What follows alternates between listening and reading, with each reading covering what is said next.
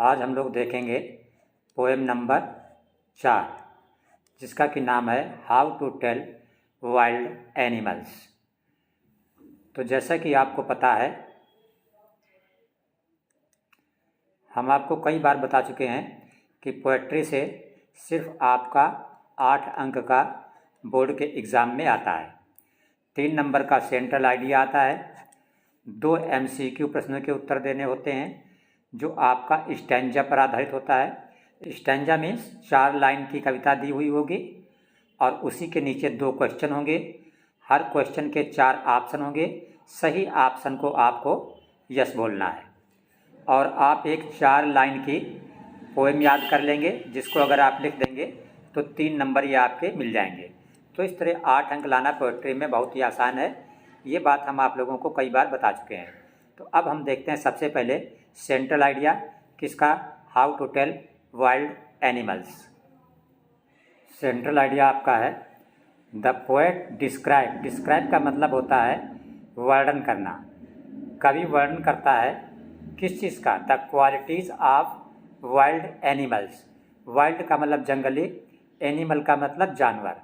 कवि जंगली जानवरों का वर्णन करता है। एंड टेल्स और बताता है हाउ एनी वन कि कोई किस तरह रिकॉग्नाइज पहचान सकता है देम इन फॉरेस्ट कि जंगल में आप जानवरों को किस तरह पहचान सकते हैं। द पोएट सेज, कवि कहता है if you go to the jungle of the east, यदि तुम पूर्व यानी पूरब साइड के जंगलों में जाते हो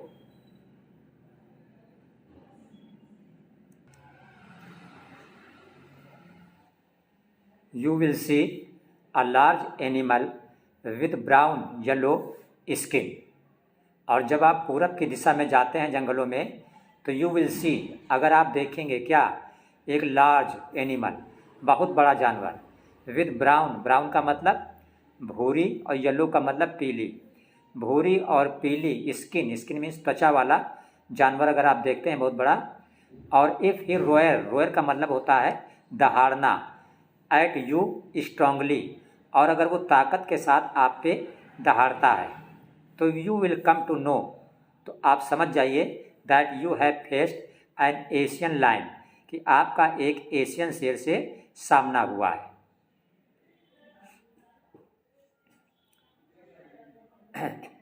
तो ये था आपका सेंट्रल आइडिया।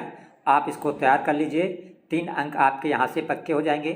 अब हम इस लेसन का एक मोस्ट इम्पॉर्टेंट आपको स्टैंजा दे रहे हैं जिसमें 2 MCQ हैं और ये आपके इस बार बोर्ड एग्ज़ाम के लिए काफ़ी इम्पॉर्टेंट है।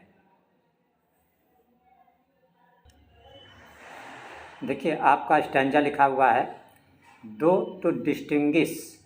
डिस्टिंग्विश का मतलब पहचान करना, यद्यपि पहचान करना, beast of prey, prey means शिकार, are novice might non plus the crocodile you always may tell from the hyena thus, hyena come with merry smiles but if the weep they are crocodile. यहाँ पे लिखा है दे, if they weep, ये दे लिखा हुआ है। तो पहला क्वेश्चन इस स्टैंजा पर आधारित आपका है हु लाव्स लाइक ह्यूमन।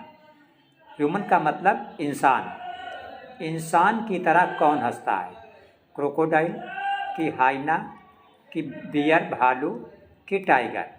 तो यहाँ पे लिखा है, ये देखिए हाइना, जो हाइना है ये स्माइल, तो आदमी की तरह कौन स्माइल करता है, हाइना। तो ये बी वाला ऑप्शन आपका जिसमें हाइना लिखा है ये करेक्ट है।